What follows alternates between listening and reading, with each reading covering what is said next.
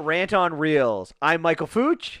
And I am Xavier Barnett. Today on the podcast, we do deep dives into Shazam, Pet Cemetery, and we give you our top 10 Disney songs. I'm excited to give you guys my top 10 Disney songs. This is the absolute truth, and you cannot dispute the truth. Oh, you guys are going to hate us because I don't think there's anything more controversial than picking top 10 Disney songs because everyone has their own opinion, so this is going to be fun. Everyone has their own opinion, but they are wrong. Yes, my I'm opinion right. is the only one that my matters. opinion definitely is right. Okay, whatever you say, buddy. Whatever makes you sleep at night. So, how are you doing, Mike? Buddy, I am ecstatic. Why is that? I am a regular player on HQ, and I have gotten to the 12th question or the final question so many times, and statistically you figure you're due to win, but I have never won. But today on Marvel Movie Day, this guy with a Captain America question got it. Got the dub. Mr. Course 45 American cents. That's almost $1. Of course you win the Marvel because you're a fanboy. We all know this. I can't wait for his review on Shazam, guys. The real fanboy is gonna come out. Yeah, it's our ritual before we do the podcast to play HQ. Yeah, if you don't play, you should definitely play. It's a lot of fun. We don't give free plugs, okay? HQ, you have to pay us for that. We demand $400 each time it's mentioned. All right, and what about the news? Before we get into news, don't you want to tell them what everyone should be doing? Oh, yeah. I totally forgot. Don't forget to like, subscribe. We're on iTunes. We're on Spotify. Follow us on Instagram. It's very popular there. We post lots of photos. Me too. Not you. Me and Dave, the wonderful producer, the magic man behind the scenes. All right. So I actually want to start before we talk about news. Like this is a very exciting week. Well, I shouldn't say a week. This is a very exciting month because we got Game of Thrones. I know it's not a movie, but we got Game of Thrones premiering on Sunday. Next Sunday, and we have Endgame coming out at the end of the month. So I ask you, Xavier, if you could only watch one of them, if you could only watch either the last season of Game of Thrones or Avengers Endgame, what would you choose? I don't know. I'd probably pick Endgame because that's 10 years of... Yeah, but Game of Thrones is like 8 years. Actually, technically it's 9 years because it was a year off. Yeah, well, they had 2 years off, so technically... Oh my god, there you go. So it's 10 years. It's the exact they had same. a break. Yes, but listen, I grew up... I didn't know what Game of Thrones was when I was a kid, but you damn well sure I knew who Spider-Man was. So guess what? We going all in with Avengers. Hamilton is all in for Avengers Endgame. What? Hamilton? Yeah, the city of Hamilton. Oh. Why? I would choose the Endgame as well, or I would choose Endgame as well, but it's it's really tough. It's very tough. I love Game of Thrones, though. I know. I love the fantasy world. It's funny because Game of Thrones could, if it ends right, it could go down as the greatest show of all time. And if Endgame ends well, it could go down as the best 21 movie or 22 movie saga of all time. Well, I don't think is there a more successful 22 movie saga? James Bond. That would be the one I would think of. But they don't really. And I mean, connect. Star Wars is at 12 now. Yeah, that's not 21. No, I'm just saying. I'm just we're just spitballing a little bit. And then don't forget all the TV shows that go with some of these things. Oh, it's crazy. Yeah, buddy. Did you get your Endgame tickets? Well, yes, I did. I wonder who got the Endgame tickets for us. Oh, I believe you don't have it in your possession, do you? No, I don't. You better be very nice. Actually, I have one. So you better be very nice to me over the next 20 days. Okay, fair enough. Technically, I could just say my one friend, be like, "Hey, I lost your ticket," and take his. I'm just kidding. I wouldn't do that. But is there any news this week? The Justice Department warns Oscars about blocking Netflix from awards. That's interesting because with Roma being nominated for an award and winning some awards, a lot of the Academy said we should maybe not allow movies that don't go to theaters like Netflix to not win awards, and the U.S. Justice Department said you can't do that. I disagree with the U.S. Justice Department. Yeah. Who were they to tell the Academy what they can or cannot do with their own award show that has really no monetary value? Oh, I think that has monetary value. They make money. People put ads from ads and everything like that. What do you mean? Like they pay to put their spots, right? Rights, advertisement rights. No, I'm talking about like there's no money for winning the award. Oh. I don't know about money. Well, I wouldn't know about the whole behind the scenes about the Oscars, but I don't know. I'm okay with Netflix receiving some awards. No, It doesn't have to be in theater. could kill the movie industry, man. The movie industry is dying anyways. Yeah, Where are the original ideas? It's all adaptations. it is in a lot of ways. Us being an original, Yeah, we Inception, got us and Interstellar. Yeah, Inception, Interstellar. Those are like what? I know they're outliers. I'm aware. I'm aware. It's all remakes, and we know it's the year of the remakes. So you think that Netflix movies should be able to be, or movies that don't go to theaters should be allowed to be eligible to win awards? Well, Netflix is different because it's a production, and I'm not talking about like the crappy straight to DVD kind of movies. yeah, right? but it's not just Netflix now. We're gonna see Amazon and Apple. This is not just Netflix anymore. Yeah. Do you think that these companies should be allowed to get their movies to win movie theater awards? If it's good, then let it go. Is that a spoiler for your top 10 No Disney songs? spoiler alerts.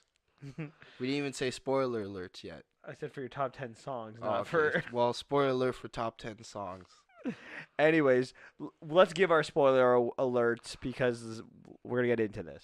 Yeah, we're gonna have spoilers for Shazam, Pet Cemetery, and the top 10 Disney songs of all time. And other movies potentially as well. Every movie, no movie is safe. So if you don't want to get spoiled, turn it off, watch the movie, and then come back on, and then tell us how much you disagree with us. Okay, you ready to get started? Yeah, buddy. All right, we're gonna get started with Shazam. DC movie should be easy to get Captain through. Marvel 2.0. Captain Marvel 2.0, yeah. Well, as you know, Shazam was a Marvel character. Yeah. What's the story behind that, or do you not know because you're a pleb? Really? You know what? Do you want me to ruin this? You said you wanted to take this story. Do you want me to ruin it for you? No, you can take the story. So Marvel created this character, Miss Marvel. No, it goes like this, okay? So, Billy Batson, original character, okay? Captain Marvel was too similar. So they made Captain Marvel, they made the whole concept, and then DC sued Marvel because Captain Marvel was too similar to Superman, as you can tell in the movies. And so they had to give the rights of Captain Marvel to DC, and then they used the character for how they saw fit. And then after such and such years, they lost the rights to name him Captain Marvel, and then he was renamed to Shazam. And they gave Carol Danvers, Miss Marvel, a rehaul and made her the new Captain Marvel.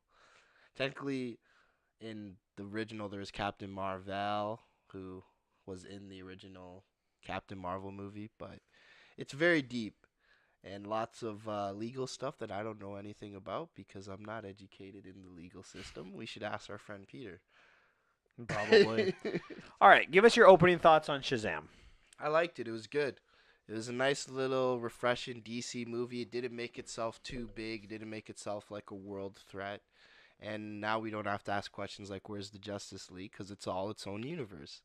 Until they make a couple successful movies and they say it's all part of the same universe. That's all my opening thoughts. Well, so my opening thoughts, I'm going to start by saying this. DC tried to do something different. Instead of trying to shove special effects down our throat, they decided to, develop plot, develop characters, wrote a deeper theme and deeper messages into the film other than just special effects. They added humor. And they used action more sporadically instead of as the only tool. Is this a DC movie you're talking about right now? No, in essence, Shazam is a Marvel movie. It follows that Marvel attributes. And I'll be honest, I really enjoyed it Because you know what? It's amazing what adding a story and a plot and Is character development Oh, will okay. So do for you. this is Shazam. I was thinking it was you was talking about the other Captain Marvel for a second. Okay, okay. This is Don't not. worry, guys. This is not just in Captain Marvel. She got me See? say Captain Look. Marvel. What Shazam does, it's not an action movie. Yes, there are action sequences in this movie, but what this movie is, it's a family movie at heart that has action in it. It's a journey to find your family. And that deeper meaning, all it does is make this movie very, very good. So you excited for a sequel? Very. But let's deep dive into this before we talk sequel. Okay. All right. So this movie begins in 1974, where we see this young boy Thaddeus, who's driving to his grandparents for, I'm assuming, Christmas holidays, Yes. with his dad and his brother. And we clearly see that Thaddeus is getting picked on. Mm-hmm. And Made fun of. yeah, made fun of. They take his 8 ball that he keep, the old magic 8 ball where they Yeah, I ask remember questions, that. and they keep playing with it, and things go on, and everyone disappears, and the car speeds up, and Thaddeus gets transported to a magic temple, where the wizard tells him he's looking for a new champion to replace him because he's really, really old, someone who is pure of heart. Someone who won't be tempted by the 7 deadly sins. He wasn't. He was clearly tempted by these 7 deadly sins, and the wizard sent him back on his merry way. And then he's like, "No, I need to talk to him." Yeah, and he tries to get out of the car as it's moving, and the dad gets into a car accident. He gets hit by another car, and that kind of brings us to today. On. Yes. So I want to start with this question. What are your opening thoughts, or what were your opening, ideas behind this character of Thaddeus when the movie began? Well, I don't know much about Captain Marvel, aside from the fact that Captain Marvel? I mean, well, Who it is now. That's what he was called for years until they changed it to Shazam. As long as you don't chirp me, I won't chirp you. Listen, I can chirp whoever I want. It's a free country. And so, all the thing I know about Shazam is Billy Batson yells Shazam, and boom, he's Captain Marvel or Shazam now. But my question is, this first opening sequence, what did you think of this Thaddeus character? Not what do you think of him in the comic book world? What do you think not in the comic book. I'm just saying, I was like I was intrigued. I'm like, okay, this is gonna play a part. We're gonna see him. He's definitely gonna be the villain, and you know what? For someone who was getting bullied by his brother and his dad, I had no pathos for him. Like he seemed like to have it coming in some ways. Really? Well, That's very mean. He's a 4-year-old child. He's not 4. He was at least 8. 9. Okay, 8. Not 8 or 9, whatever. The point is, he should know better. And clearly, he was easily tempted by these sins. And then he comes out of this temple and tries to get out of the car like he's like a 3-year-old. Well, he was excited. Yeah. Why do you hate Thaddeus so much? I think the writers did a good job making me not like him. Okay. I never felt for him, and I think that's a good thing. My other question is, this wizard is looking for someone who is pure of heart. One of the themes of this movie is everyone keeps telling the wizard, Billy, Thaddeus, other people, that doesn't exist. Do you agree with that statement? Does someone of pure of heart exist? Maybe myself. I have the purest of heart considered to everyone else. And let's not mind the fact that I cheer on the villains in every movie, but that doesn't mean I don't have a pure of heart, because I cheer them on to get stopped. But to answer your question, I probably would say no, not in this day and age. See, I'm a little bit more naive. I think it does. Who? Well, no, I don't. I don't think there's a specific person out there, but I think there are people that are that if they were given great power, they would choose to help more than hurt. I've always been drawn to the Superman character, the Captain America character, who are those moral superiorities that would choose choose others over, themselves. You Okay. know, I do believe that there are people on this planet, and they're probably not the people that are at the forefront because someone who is pure of heart probably isn't looking to be at the forefront. They try to put other people ahead of themselves, right?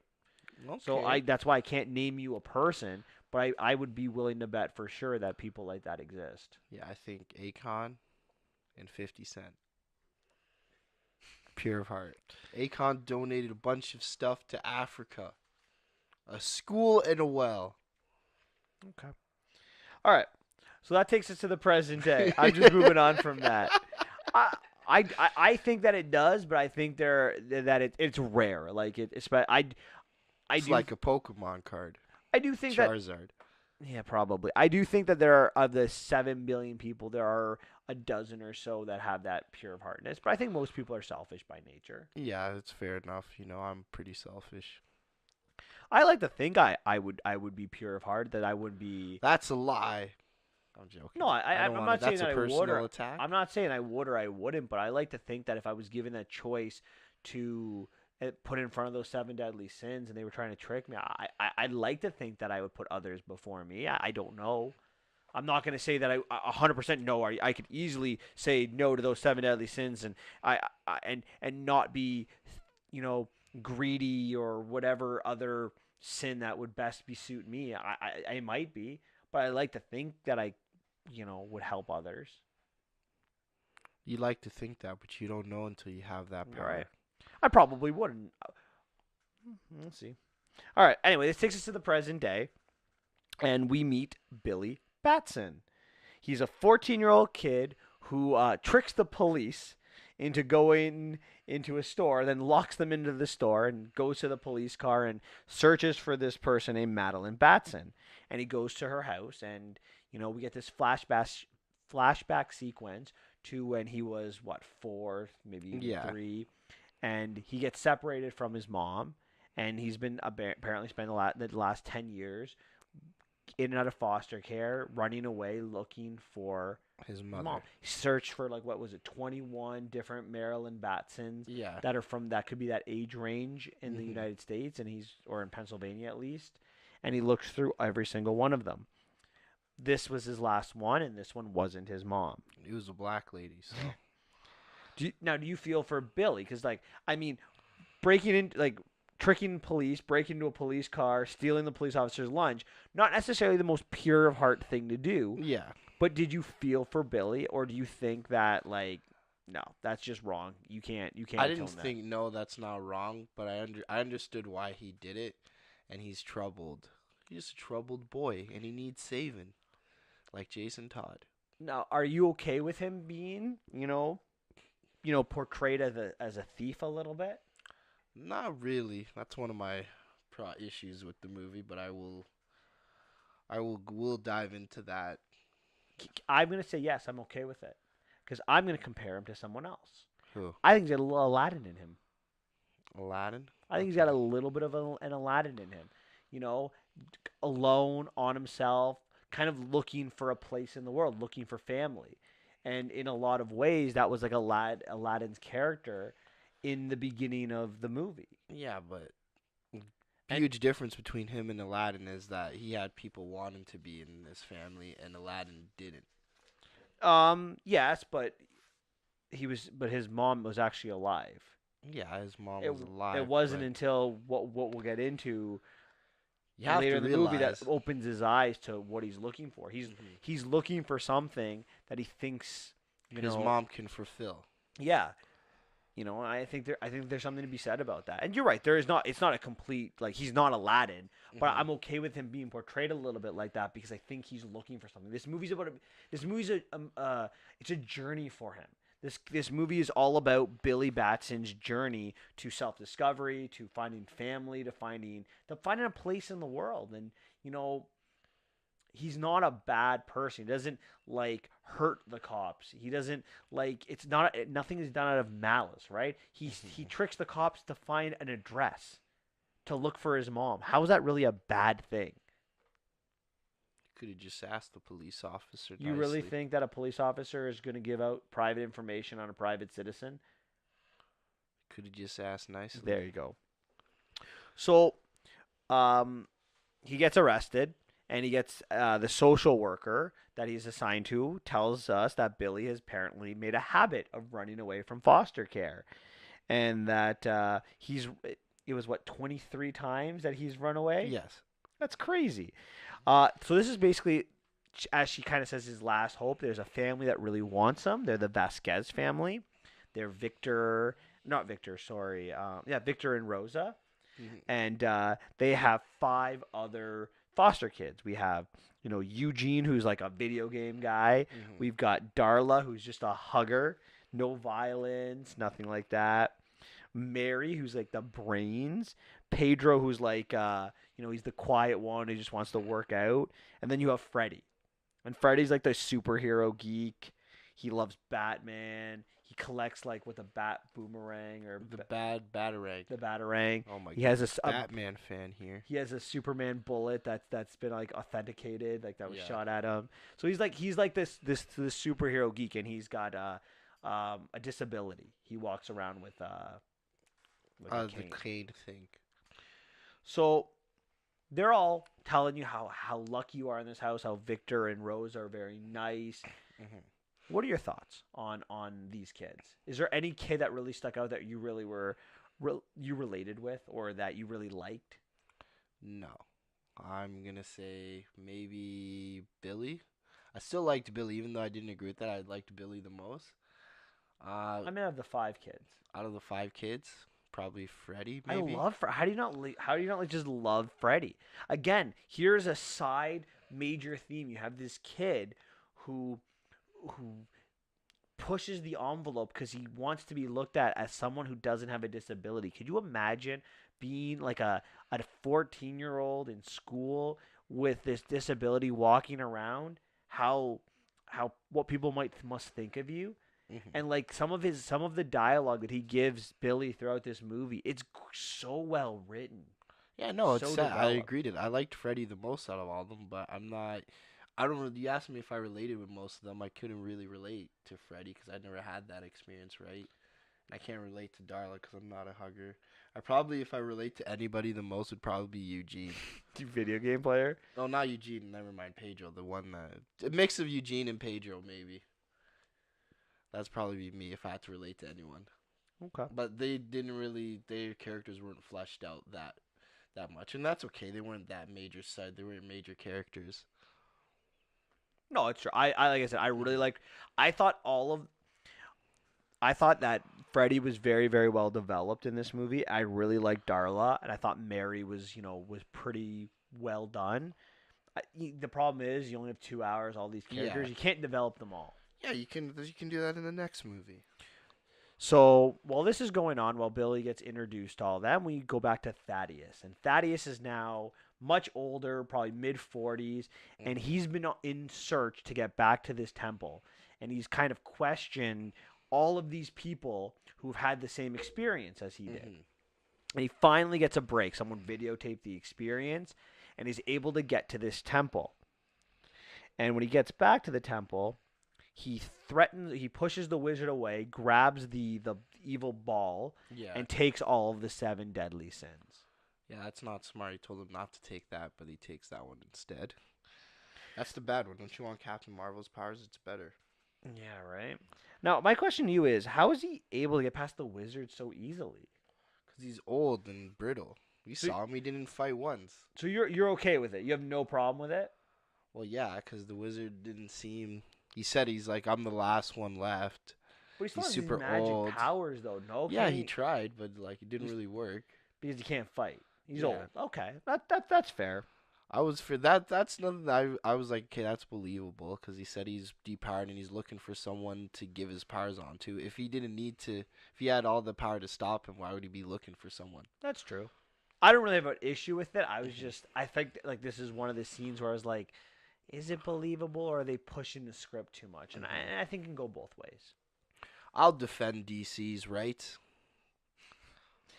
So Thaddeus takes his newfound power and goes into his father's boardroom and sets the 7 deadly sins He kills everybody. to kill He threw his brother out of the window so fast. I'm like, that's your brother. But that's what I'm saying. Like, murdered like he straight did not murder. like his family. Like, this is Yeah. this is really, it's deep. That's Like, your older brother, and you killed him like that. like I was thinking when I was watching this scene, like in terms of like the movie plot, this scene is irrelevant. But what this scene is really good for, it shows his character. It shows like his disconnect that this wizard put him on this path in life to be a villain. Yeah. Not on purpose, But obviously. he's just searching. He's like, you're not good enough. And then, you could have told him in a nicer way, I guess. But it's funny but that's what his dad and brother have told him his entire life, right? Yeah. And that's why this scene is so vital to this movie, because it really kind of shows, the one question he asks his father is, what sin best describes who you are? We find out later in the movie that Thaddeus' sin is envy, right? Mm-hmm. And that's what he is. He's envious of his brother. He's envious of his father.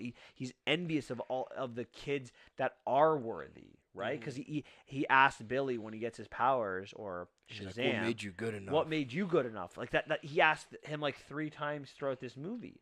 What made you so good? Like, what did you have? Like, he's very, very envious. Technically, he just had because he broke up, the wizard's like, you know what? I gotta give it to somebody, or else we're losing the world. What sin would best represent you, Xavier? Oh, gluttony. That's 100%. I'm gluttonous. I think that would be mine too. Like, I'm not really that. I'm greedy, but I mean, not like ridiculously greedy. I'm greed second. Like, gluttony's first, but like my greed fuels because of my gluttony. I got some pride. I think pride might be my second. Oh. I'm not wrath. Definitely not wrath. Not envious. Not lustful. Not. What's the other one? Sloth. Lazy. I'm definitely lazy, but that might be 3. Which one are we missing? There's greed. I only know this because Full Metal Alchemist. Greed, gluttony, pride, lust, wrath, sloth, and no, sloth, pride, greed, gluttony, envy. What's the other one? Oh my goodness! All right. Well, we'll come back to it if we remember. Either way, I agree. I think I'm with you. I think that the one I would have is gluttony. Gluttony would be my sin. I love eating, overindulging. Oh yeah, yeah, be great. So that gives us back to Billy, and it's his first day of school, and at lunch he's sitting with Freddy, and Freddy asks him, "What superpower would you rather have, flight or invisibility?" That's the worst question. But really, but it's good. But the way they worded it, like why you'd want that power.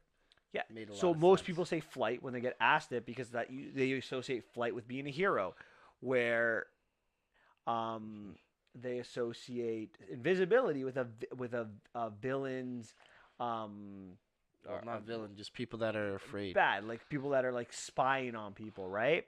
So most people say flight, and then when you're asked anonymously, most people say invisibility. I'd say neither. Those powers suck. But if you had to have one of those powers, what would you have? I don't know. I guess I'd do invisibility so I could rob a bank. See? There you go. Right? Villainous. I would take flight, and it wouldn't even, like, to me, it's not even close. Yeah, but flight sucks. I'd want time manipulation. Okay, I have one question for you. What? How does flight suck? You're just flying. We don't know how fast you are. Could you imagine how much money you would save on travel? Yeah, but it's not. Think about it. If you're flying, you're getting all this air smashing you in the face, and you're eating bugs constantly. It's like we're driving a motorcycle. Where do you fly? Or where you fly that you're gonna have bugs? Well, try driving a motorcycle. I'm thinking of it as a motorcycle. If you're driving without a helmet, you're getting all these things hit you in the face. Yeah, when you're ground level, I agree with you. But when you go up into like the atmosphere a little bit, the bugs aren't up there. Well, not bugs. You might hit birds. There's less air up there. It's not. Flight sucks. So, ladies and gentlemen, what you have is Xavier's the villain, Michael's the hero. I'm not the villain. Just because I'm robbing a bank. I'm going to pay it back with taxes from the government. Wow. Anyways, so Freddy kind of goes over this and then basically says to Billy, who doesn't want to have a part of this conversation, "You're gonna run away, and you stole my Superman bullet." Like that's Yeah. kind of the whole point to it, which again is such brilliant writing. So Billy's like, "No, I didn't." And as they're leaving school, Why to did go he steal that? for money, it's worth $600. You can Oh. you can go look for his next play. Wow, that's terrible. It is. So as they're leaving He's school, definitely not worthy to be um, Shazam. as they're leaving school, these kids, the Vasquez family, get hit or get bullied by Burke and Brett, the school bullies, Yeah. and they're beating up on Freddy. And they make a comment about you don't have a mother, and that really resonates with Billy, who like started walking away, and he comes and smashes him with the cane, Yeah. and then runs away, and he eventually gets onto the train and gets teleported to the temple. And it was at that point I realized that the filming was in Toronto. Yes, the movie is filmed in Toronto. When you get to Yeah, the like, flight looks like- sequences and the action sequences, you can see the gardener. The gardener is very, Yeah, very. You can see the gardener, and then I was like, "Oh my goodness, that's that's Subway." I'm like, "That's the Line 2 Subway." Yeah, someone who takes all the time would know that. So the wizard even take the Line 2, wizard though. says you've got the powers. There's no test. So why no test? Is it he's just desperate at this point? Well, yeah, because the guy just some dude just broke in moments of before and stole it. So But he's do you like, think the wizard can see into the soul a little bit? Like, Maybe. see into it? Because I think that's what I thought it was. Like he looked at Thad, and he kind of knew. Mhm. That's why he's like he kind of figures. Whereas Billy, I mean, even look at the situation throughout the movie. Like he's on this quest to find his mom. He stands up for the little guy. Yeah, he's 14 and he's not perfect, but what 14-year-old is? Oh yeah. Well, we'll see what happened. It looked like he was worthy, and it looked like he made the right choice. Okay. Mr. Batson. Billy So Batson. we also find out when he gives him this power that Shazam is an acronym. It stands for Solomon, which is his wisdom, Oh, I didn't Hercules, which is his strength, Atlas, which is his stamina, because Atlas has to carry the whole world all the time. So he has to be, Zeus, the electricity. which is his power, Achilles, which is his courage, and Mercury, which is his speed. Oh, I never took that in. That's amazing. That's what Shazam stands for. Oh, wow. That's crazy. That's great. That was really good. You learn something new every day, guys. Anyways, this might be a really nitpick question, but 5 of these characters are myths, and one of them is a real person. Why do you think they chose that? Like, just Yeah, it's honestly everyone always makes fun of that fact. you didn't even know about this fact. How do No, you... I knew the characters that he got the powers from, but I didn't know it made the acronym Shazam. Oh, I didn't know that part. I knew that he had the characters. fair enough. Right? I just Yeah, as a it's history like person. it's four gods and then King Solomon. But even like Mercury and Hercules are the Roman names, right? Because in Greek mythology, Mercury is Hermes, and Hercules is Heracles, right? And then Zeus is Jupiter in Roman mythology, and I don't know what Atlas is in Roman mythology. I don't think is Atlas in Roman mythology. Yeah, he's a Titan. All of them, all the All Greek the and Roman Titans? gods are the exact same. They're just These renamed, different names, okay. except for Apollo. Apollo's Apollo in both. And he has Achilles too, right? Who's a Achilles. warrior? Achilles. He's Oh, not he's a Greek god. too. He's Greek. He's a Greek But warrior. he's an actual name of a. Oh, but he's a myth. Yeah. He's a myth. Well, I think he was He's a- real. His thing was a myth. Maybe. Like the whole. All right, oh, let's he's move on. here, but yeah. Let's get on. They don't want to hear this history lesson. Okay, So but it's fun. Billy says this name. He gets the power of Shazam. He turns into this adult. And I just want to say, Zachary Levi plays Shazam, and he is so good in this role. Yeah, a lot of people. I agree. He played a kid really well. So he's really like he's doesn't know what to do. He's now an adult. So he goes back to his to the Vasquez home, and while Freddy's doing the dishes, he knocks on the window. It has this note, "Don't scream," and says, "Come help me." So he kind of convinces them that he actually is Billy, and then they try to figure out like how he has these powers or what powers he has. And I like this part. This is oh my my favorite God. part of the whole movie. while they're doing this, I don't think this part. I think the part coming up is Yeah, because the it's mine superhero too. part. He realizes that he's got this ability to shoot lightning out of his hands, and this girl they think is getting robbed, so he kind of runs to him. We see his speed power, and she ends up giving him $73, which they go to buy booze. And while they're buying booze, this store is getting robbed, and this is a hilarious scene. So he goes and be like, "I don't think you want to rob this store." And the two robbers point the gun at Shazam, and he grabs one of the guns, and then the other guy shoots him. Yeah. And it just bounces off him, and they're like, Freddy's like, "Oh, shoot him again!" And like they keep shooting him. Like, we want to know if the suit's bulletproof. Shoot him in the face. Yeah, Freddy's like, "We want to know, are you bulletproof or is it the suit?" And they're like, "Shoot him in the head." And and then Shazam's like, "Yeah," and he's like, "Wait, what?" Yeah. It's just a funny scene. They unload their gun on him, and then Shazam throws him through the window. They try their beer. They spit it right out like a normal person would, and they go buy candy like 14-year-olds probably should. What do you think of this scene? I enjoyed it a lot. It was one of the scenes discovering the powers, right? Like I said, he has all the powers of Superman. He really does. He is Except Superman. He's magical. He's the magic version of Superman. Yes. So, they go back to the Vasquez house, him as an adult, and he finally figures out how to turn back to a kid. When he's telling Darla who he is, he says, I grabbed his staff and I said Shazam, and then he turns back into a kid. So we get the idea that when he says the word Shazam, he turns back into a kid, which is really stupid for like having your name. It's like, I'm Shazam, now I'm a kid. I meant I am Shazam, back to Shazam. No, you just don't say I'm Shazam. Be like, I'm here to fight the bad guys. And who are you? Like, none of your business. But you can't get the famous, I'm Batman. No. Everyone knows he's Batman. He's wearing a bat suit. Who else walks around in a bat suit? So what's his name? People? Like, whatever. So like, if he's getting interviewed, like, what's your name? Let's be like, I'm Captain Marvel.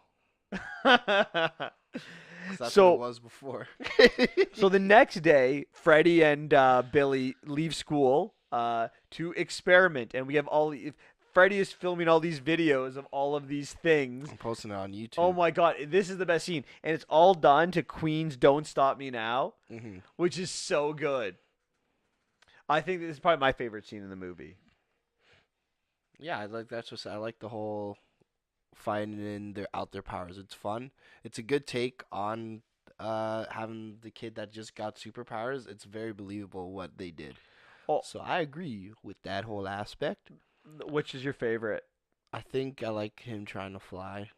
Oh, where he runs up the like the skateboard thing. Mhm. That's good. My favorite is the one where it's like the teleportation, where they put him in the box, and then while he's in the box, Freddy puts a note saying "secret flammability," and he uses like butane or whatever it is, and lights him on fire. So good. If that was Martian Manhunter, he would have killed him.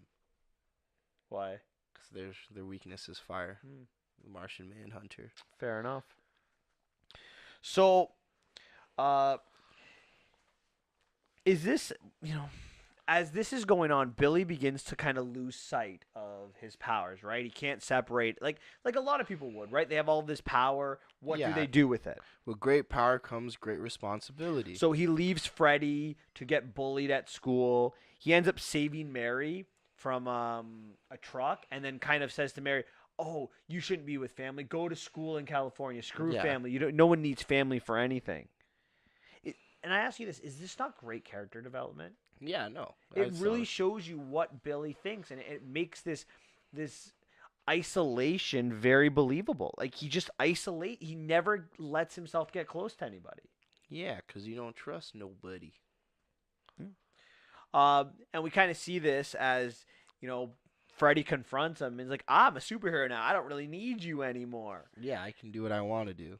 And that's when Thaddeus kind of comes. Yeah. And after he saves a bus. Yeah. That's a fun scene. And he's like, and as Billy sees him, "Oh my god, villain! Super villain! Super villain!" Yeah, he gets excited. And he finds out in this sequence that he can fly, and there's this big fight sequence, but he's clearly outmatched, but he's able to escape. Yeah, by turning into Billy. Yes. And Thaddeus takes Freddy. Mhm. Billy returns home not knowing that Freddy's been taken yet, and he finds out that his foster family has found his real mom, and she's Mhm. only 2 subway stops away. So he runs right out of the house, and the parents go run after him. And while he runs away, Thaddeus and Freddy come in. They hold all the kids hostage. Mhm. This is Finds out his mom is yeah. So he goes knocks on his mom's door, and his mom's a waste man. That's what they say in Toronto. what does that mean? With a waste ute, like a waste of space, a waste of life. Yeah, the mom tells Billy that she knew that he didn't mean to run away, that she saw him when he was with the police and chose to leave him there. Well, no crap. You're 14 years old. You should have known by now. I mean, yes, but you don't want to believe that, do you? You don't want to, but I mean, it's got to be there, but that's she changed her name. It's such an emotional scene for me. Like I felt so much for Billy. Like he's watching her say like I knew, and now that you were okay, and it's not a good time for me. Like I don't need you. I don't want you in my life. And yeah. like you can see him thinking like all of this running away, running from people who care when he's trying to run to someone who doesn't care. It's like a light bulb goes off into his head. Well, that's what everyone does, right? We all care about people that don't care about us. And it's such an emotionally charged scene. I got to be honest, and this is why I really like this movie. This is what this movie does very well. It makes these themes of family and the way it's written is so well done. Shazam. So as he's walking away, he gets his call from Freddy, but it's really Thaddeus. So he goes and turns into Shazam and goes back to his foster house. Yeah, that's And the best scene. Shazam! And And then he flies away. and Billy agrees to Thaddeus to give up his powers to spare his family, so they go to the temple, but the family comes and stops him. So there's this huge chase sequence, and they eventually get to the carnival where Freddy was separated, or not Freddy, was where Billy was separated from his mom. Yes.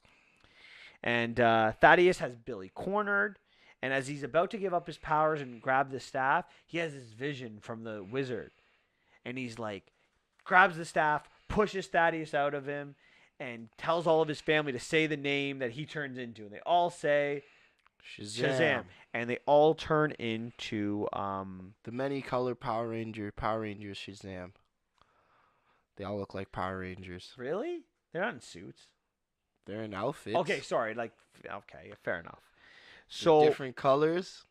we have this huge fight sequence, and eventually Billy is able to get Thaddeus, who has envy in him, to trick envy to come out, and he's able to capture all of the sins through manipulation. They're victorious, and everything's good. And now he finally has a family. Yeah, in the end, Billy's happy to stay with the Vasquez. They always do before dinner like this.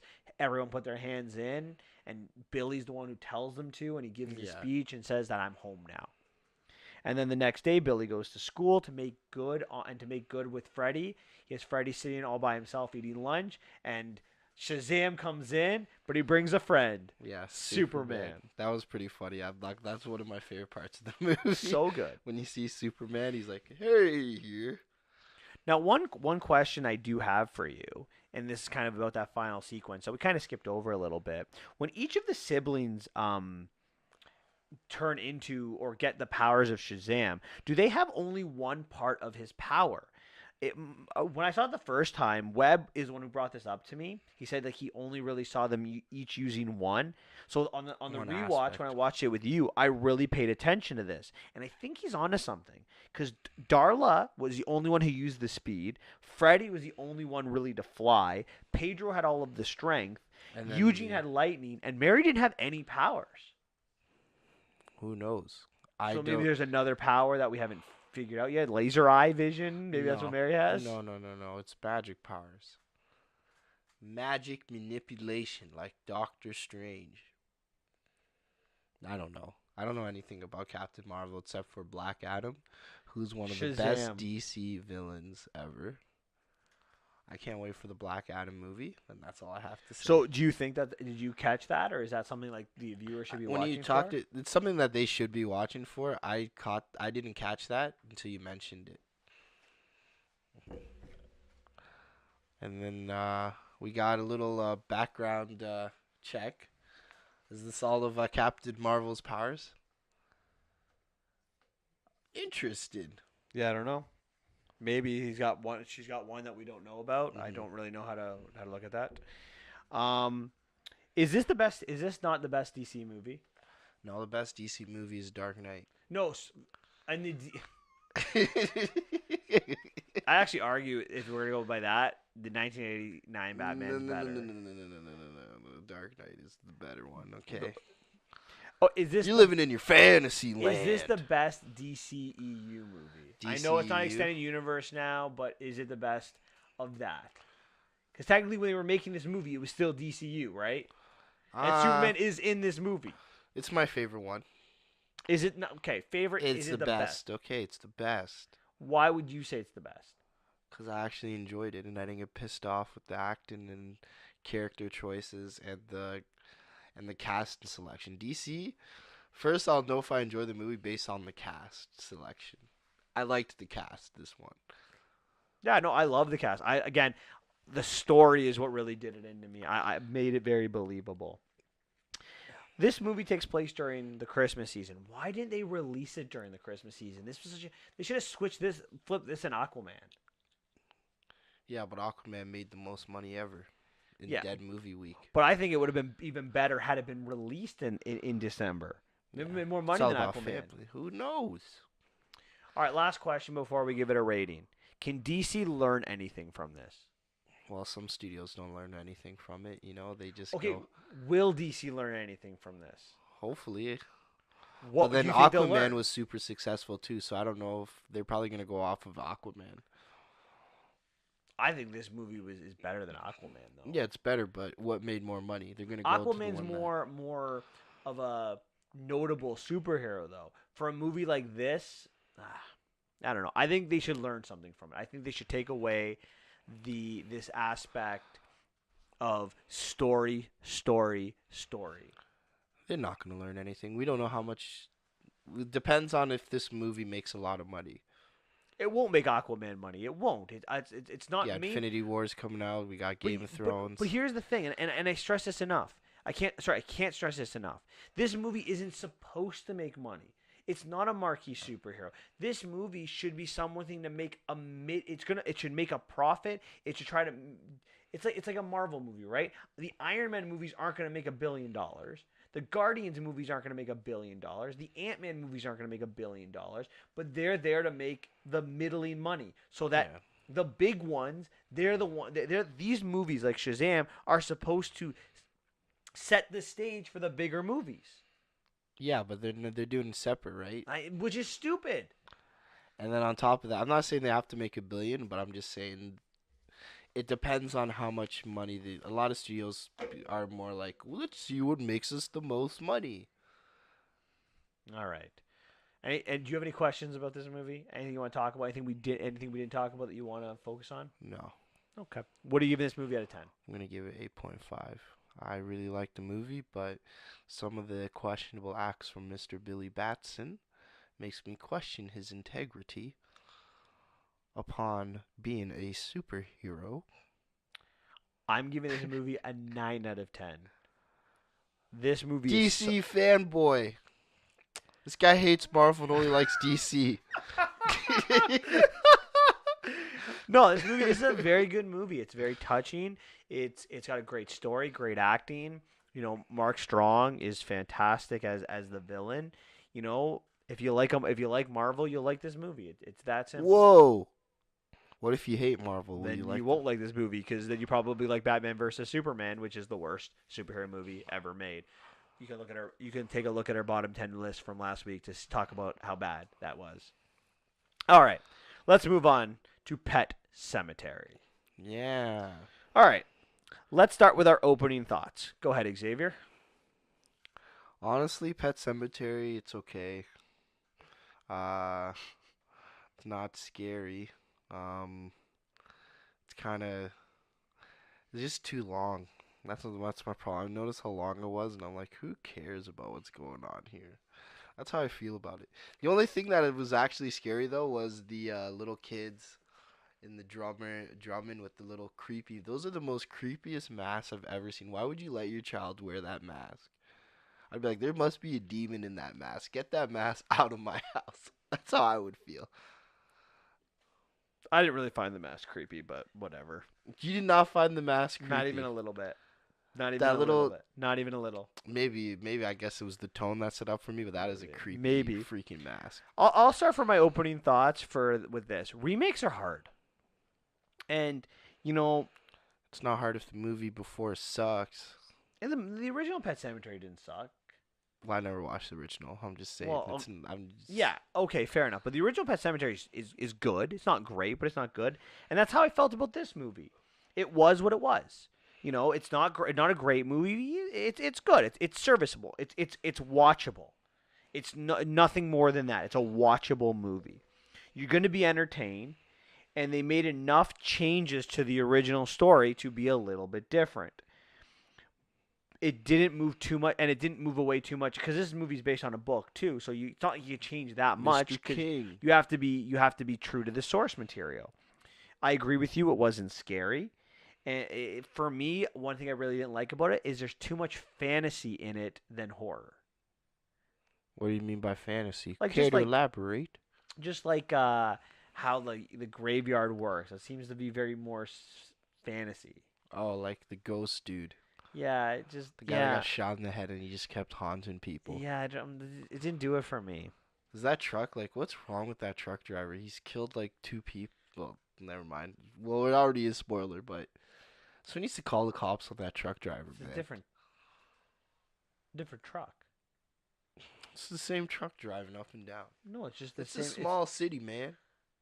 It's Small, not even city. Small, it's a I'm village. I'm going to assume that you're talking about like the company truck that would have more than one driver. That's like what going down and watching like the like any major truck that drives down the highway, right? There's more than there's a lot of trucks that look alike, but not the same driver that drives them all. We don't know that. That's it. The house is on an interstate. We don't know that. We do. No, we don't. Anyways, Was it confirmed in the movie? okay. So, you've never seen the original. No. So you have nothing to base this on. So you're watching this fresh. Yeah. I've seen the original. All right. So you obviously... So the movie decides to start at the end. What are your thoughts on this? Like we start with the ending, right? The movie begins after everything, with the blood and the creepy family. Yeah. and the house on fire. I thought it was the house. I thought it was Yeah, the it's little Judd's cemetery. House. No, it's Judd's house. Oh, poor Judd. Yeah, it was interesting. I didn't really know it was the end because I didn't see the movie, so I'm like, okay. But I kind of had a feeling like this is what's gonna happen. It's gonna show us what leads up to this point. I don't really like it. I don't think it serves a purpose. Like, what did it do? Like, tells us that the villains are going to win. Okay, No, you're gonna be like, ooh, what's gonna happen? but we already knew. How's there's gonna be blood there? Why is the blood there? Why is this on fire? It's a horror movie. How did this happen? No, didn't do it for me. It's gonna be like, ooh, what's going to happen? So the movie begins with the Creeds moving in, right? We have Lewis, the father, Rachel, the mother, Ellie, the 9-year-old daughter, and Gage, the Played by twins. but the youngest, like 2-year-old kid. The 2-year-old kid. He's like, hi. So when they get into their house, this new house in Maine, they see these trucks that fly down the highway that come every once in a while. It's just kind of like the original and like the book. Yeah, like people And need basically- to chill. Basically, their house is on a highway road, so it's like probably 80 kilometers to 100 kilometers an hour that they're driving down this road. It's very dangerous. They have this huge property. Lewis is the doctor in town. He took a job at the university hospital or clinic. Because he He wants wants to spend more time with the family. Slow his pace down. Rachel is the stay-at-home mom. She's going to take care of the children. And the first day, as she's unpacking, the daughter, Ellie, sees these creepy kids, as Xavier says, parading down their backyard. Hmm. And she will eventually break out of the house. She didn't And break out. she snuck out of the house to go to the bless you. Sorry about that, guys. She snuck out of the house to go to the cemetery. She Oh, goes by it was a herself. sneak? Oh, she snuck out? I thought Yeah. she just walked No, out. don't you remember like Judd ends up the neighbor Judd comes and kind of warns her to be careful, and then the mom comes and is like, well, you can't run away like that. Mom wasn't happy. Mom is very overprotective. Yeah. Like ridiculously overprotective. Well, she has good reason to be. Now, this scene where Judd, the neighbor who they've not met yet, talks to this 9-year-old girl. That might have worked for the 1980s, but does that hold up in the 2019? I hate to say it, but no. I know feel it's creepy, bad. right? I'm just like, And he looks creepy too. Like he's this like- old man, beard everywhere. hey, the kid, what are eyes, you doing, kid? He's dirty. He's like, what are you doing over there, kid? You shouldn't be over there, He kid. didn't have a southern accent. This is Maine. He had a southern accent in my eyes. And he's like, listen here, kid, you better watch what you're doing. Like if you didn't watch like the original, you would think he's like something. He's a villain. There's lots of dead bodies around here. Like if you gotta like be had careful. no idea, if you had no idea the plot of this movie or watched a preview, you would think he would be a villain. I thought he was a villain. Yeah. So case I in didn't point. see the movie. I was like, this guy technically is a villain because he's a freaking idiot. No, he's an innocent guy, a lonely innocent guy. That's Innocent, eh? Hey, man, let me just show you this power. You can bring stuff back from the dead. he But does it with kills good people. intentions, and I know the path to hell is paved with good intentions, but he's got good intentions. Yeah, good intentions. He murdered everybody. It's all his fault. We can talk about that when we get there. Judd's the worst Is person. Judd to blame?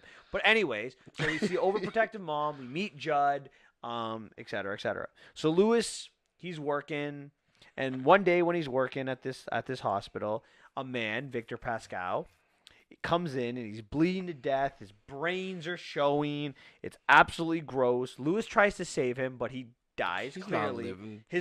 Like when he comes in, like you could see half of his skull missing. Yeah. But no, some people get shot in the head and survive that, so you never know. Now, apparently, Victor is thankful for this, and he haunts Lewis throughout the rest of the movie. And he warns him about this sour ground that he's going to use later in the film. And even takes him out one night to show him this, which Lewis thinks is a dream, except for his feet are covered in dirt. Yeah, I have a question about Yes. that. So where's Victor get his power from? Like, was he buried in that place? Like, I don't know. This is what I don't understand. This is the fantasy element I do not like. And this was going to be my question to you. Do you like this story arc? Do you like the character of Victor, this warning? No. I don't either. Because is he a ghost or like what's going on? And he's trying to warn him, but as we get to the end, he actually is kind of a villain. And we'll get to that, but it's very confusing. So around Halloween or on Halloween, Church gets run over by one of these trucks. Yeah, GG. And Lewis and Rachel do not want to tell Ellie that the cat has died because, again, overprotective parents. We don't want to talk about. I remember I was 6 years old when my mom told me about death, and then it was like I was like, "Am I gonna die one day, Mom?" And my mom said, "Yes, you will," and I was shook. So I could see why you didn't want to tell your kid. But you got, yeah, I totally but get at it. the point, but then now I'm grateful for that because it put me. It made me accept it. That one Yeah, day, absolutely. One day we're all gonna die. So Sad. You just gotta live the best life you can. because they're not going to tell her that the cat died. They're going to say that the cat ran away. And Judd and Lewis at night go to bury the cat in the graveyard. And Judd, who has taken a big liking to Ellie, shows Lewis another burial ground. Yeah, he's like, do you like your kid? He's like, yes. No. It was like, does your kid really like the cat? He's Like, like, did you- yeah. He's like, do you really like your kid? And he's like, yeah. So, All right, come with me. so they go bury Church in this graveyard, which is like a mile out in the middle of nowhere. Honestly, Why would you do that? Me question. This is my problem with some horror movies. I'm like, you looking around in this area. It's dark. It's mist. Like it wasn't that dark where the pet cemetery, and then you go over that village, and then you see lightning bolts just hidden all over the ground. It clearly looks like this is the most sketchiest place. Why would you continue to follow this guy? Well, yeah, if you're Lewis, like it doesn't make any sense. Judd hasn't told you what he's even planning to do. Yeah, he could be trying to murder you for all you know, and you're just following Excuse this me. guy, right? No, I know. In the middle of nowhere, I wouldn't. I think it's absolutely stupid. So, um, anyways, they bury him. It doesn't, like Xavier said, doesn't really make a lot of sense. The next morning, they go tell Ellie that Church has ran away, and Ellie's like, "What are you guys talking about? Church is right there." And And then it's all Church dirty, and it's like, Church is there, and he's come back, but he's a little bit different. yeah, how different? He's just not right. He's alive, but like attacks Ellie and this and that. So Lewis goes to ask Judge, he's like, "What happened?" And Judge tells him about, the Wendigo, right, or the Wendigo that Hmm. has taken that land and brings things back. And when he was younger, he buried his dog Micmac, and Micmac came back not right. But what Judge said is Micmac always had a tendency to be violent, whereas Church was a very nice cat. Hmm. Didn't know that it would do the same thing. Now, your answer, but does Judd do the right thing showing Lewis this graveyard? No. What kind of question is that? It's clearly not. Okay, first of all, you're playing with things like anything that brings something back from the dead. I would not want to play with. So you have to know that's not good. Like I know there's scary movies in that universe, and Judd has to know. Like, come on, buddy, this is not a good idea. Even if you're like, oh, well, my dog had violent tendencies, so maybe we can bring something else back from the dead. I don't know. I'm torn on this because I everything you say I really agree with. Like it makes perfect sense. But if you knew you could bring your dog back from the dead, I think I would do it. Yeah, I wouldn't do that. You have to accept it. Like why not? Why not? At least Well, if you knew, like, nothing good ever happens. I his mistake was not warning Lewis to make the educated decision, right? He should have given Lewis all the variables, told Lewis the story about Micmac and that the cat might come back violent, but I don't know for sure. And let Lewis make the decision. That's how I would have approached it. I don't necessarily think the action was wrong. I think not giving all the information was wrong. Okay. I would have said I just think the action's wrong in general, but that's just me. Because you do not play with things like life and death. Then you're not going to like my question in about 30 seconds. Okay.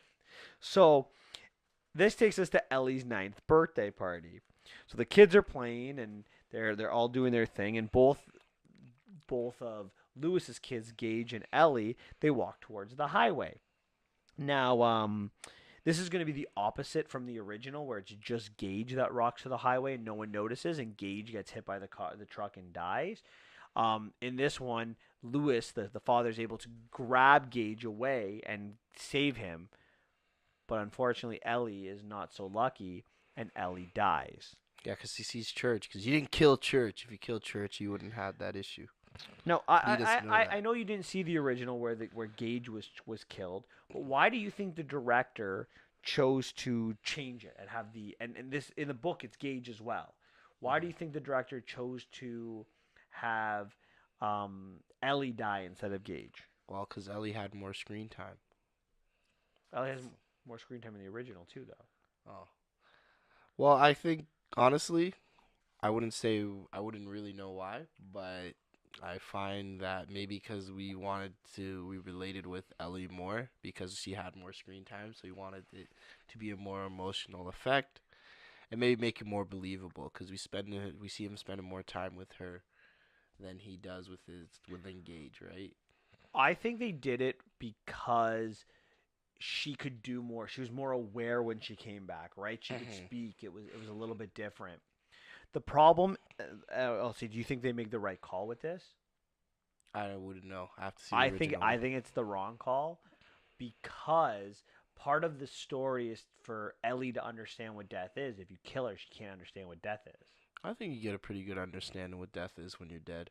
No, but like no, that's what I mean. But understanding what happens when you die and like the Oh. consequences, like that was part of the movie. Like she asked her parents about like what happens when you die, or Hmm. remember she has this conversation. You don't have to worry. You'll never have to worry about that, right? Hmm. But having Gage die, she has to learn lessons and develop her character. Hmm. By not killing Gage, Gage is a prop in this movie. He has no purpose. Like think about it. Yeah. What was the point of even having Gage in this movie? No, he's just another kid. But he's not. He has like no screen time. He has no. He doesn't add anything to the plot. They have to lock him in the car to figure out something to do with him. Hmm. Whereas Ellie, if you brought her back, when it would add more to the story. I guess. That's what I think. Either way, Ellie is killed. She's buried. And Rachel goes back to her parents' place in Boston with Gage. Hmm. Lewis decides to stay, and he drugs Judd, and then he exhumes the body, and then he goes and he drags the body to the graveyard and buries it in the graveyard. And the entire time, Victor's trying to warn him, "Don't do this." Right, the dead person Yeah. ghost. And then Ellie is going to return. So here's a question, Xavier. You said you wouldn't do it for a cat. Would you do it for a child? For a child, no. You wouldn't bring your dead child back. Kid, well, it's not really your child when they come back. How do you know that? How do you know they come back without not the same? Because if it doesn't work on the cat, clearly it's not going to work on Yeah, the but the person. cat doesn't have a brain. Like it's not human. This is a human Yeah, being. but it wasn't a violent cat. The cat wasn't violent before, and now it's Yeah, violent. but it could be different. I would. It's like when that's why people test on. That was a controversial thing, but before then, people used to test on animals and then test on humans before they did a product. So if it doesn't work on an animal, it definitely is not going to work on a human. Yeah, but it's the soul of the human, right? Like I would try it. Yeah, and that's why you would die in that movie, and I would not. No, I wouldn't die. Yeah, you would. No, I wouldn't. You'd definitely get No. killed Are you in kidding a me? horror movie. I would. In a horror movie, I'd be the first to die or the only person to survive. And then you're the first to die. Then that's fine. I can live with that. First to Because die. you're like, hey, be right back. Let me just bring this thing back from the dead and summon some demons, I can't shadow believe you demons. wouldn't bring back like your 9-year-old daughter if she died. You And you could do can't. it. You have to accept the fact, right? It's death, man. It's sad. I'd hate for that to happen, but you I can't. wanna ask you again when you have a child. Like, if you I wanna ask you again when you have would a you child. bring them back? Like, what's it called? If I could bring them back without any of the issues or anything But like you that, don't know then that yeah. unless you try. Yeah, well, if I don't know that, I'd have to be known for certain that I'd get the same person back, and they wouldn't be, You'd be in totally such messed up. distraught, you would try it anyway. No, I couldn't. All right. Can't. You have to All right. accept it. So as all of this is going on, this entire sequence of him burying Ellie, in Boston, we have Gage who's been crying and crying and crying because he sees Victor. This causes Rachel to drive back to Ludlow. Why is Victor, who's trying to help this situation, making it so that the other two return to this bad situation? I don't know. Like I told you, I don't like the character of Victor. He's a terrible person. Can't trust him. He's literally warning them. So is the warning are all of these dreams? Is Victor really egging on Lewis to bury Ellie? Is this reverse psychology? I don't know what they're trying to do with that. It was the character of Victor isn't very fleshed out. Is he a villain? Is he good? Is he? Who knows? We don't know what Victor wants right now. Sometimes he wants you not to bury. Now he wants you to bury. You can't win with him. It's like it's a lot like marriage. So Ellie comes back. She's evil. She kills Judd. She kills Rachel. Um, you know, Rachel. She knocks out her dad. She takes Rachel and buries her into the graveyard. When Lewis comes to, he finds Rachel. He's just about to kill her. And when dead Rachel emerges and stabs, Through the chest. yeah, killing him. And then they go bury Lewis in the graveyard. Um, And then they kill the kid. The movie ends with the beginning sequence. They burn down Judd's house, and they come back to the kid to kill him and bring him to the graveyard. Now they're himself. a walking zombie family. So, is that how the first one ends? No, the first one ends because it's Gage. Gage kills Rachel. He kills the mom, but then Lewis kills Gage. Gage dies in the movie. Okay. And then the movie ends with Lewis bringing Rachel to the graveyard, and his thinking is if he buries her right away, she hasn't been dead long enough, so she'll come back more. And then again, Victor warning him not to do it, and he was going to do it anyway. But he's gone mad, right? That's the thing. You lose your daughter, you go mad. Or in the first one, you lose the son, you go mad. She hasn't been dead that long. Be right back. Let me just try it again. So, do you think that the shift? I have a question go for ahead. you. After you've seen your kid go crazy, would you try to bring back your kid again? No. I do the first. Look, I am not saying that you got to try it over and over again. You try it once, it doesn't work, you don't do it again. No, you're probably gonna do it again. If you're doing it once, you're doing it many times. But that's the thing. Like, you have an idea. Like, he was in denial. Like, he knew Ellie was evil. Probably, maybe not right away, but like in the morning. Yeah. He knew. Right? He was in denial. I wouldn't be like that. Like, you just gotta try it. But like, if you're evil, you're evil. Yeah, but then you have to kill your kid again if it doesn't work. But it's not your kid. Up. But it looks like your kid. So we know how to get under your skin. I couldn't do it. I would just stay away because chance of it not working are super high.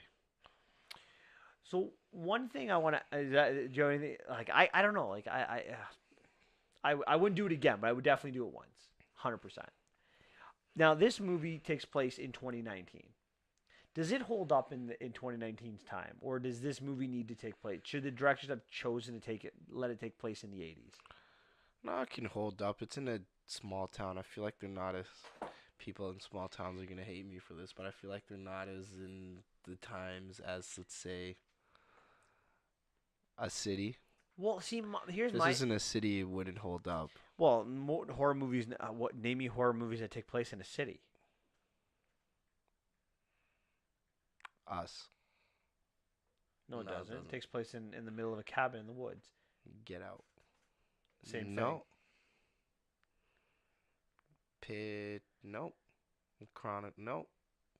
They don't. All horror movies take 90%, 95 to 98% of horror movies take place in the middle of nowhere. That's what's scary about them. Yeah, that's why you don't go to the middle of nowhere. Exactly. Right? So anyway, that's the aspect to it. My reason why I think it doesn't work, and they should have placed this in the 80s. You know, Judd being one character, I don't think Judd looks good in this movie. Yeah, he's a terrible person. I don't want to go that far, but he's messed up. He is messed up. He deserves. He's creepy.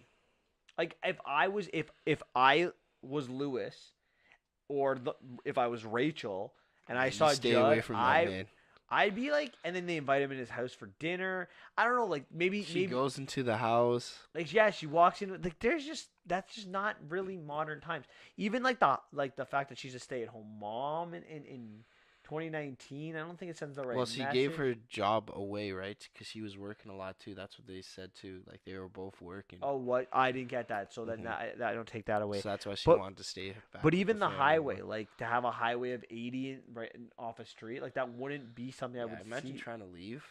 It's all covered in trees, so you can't really see unless you park. But it's and like that's the only people that drive like are these monster trucks. Like I don't think that works in 2019. Like me personally.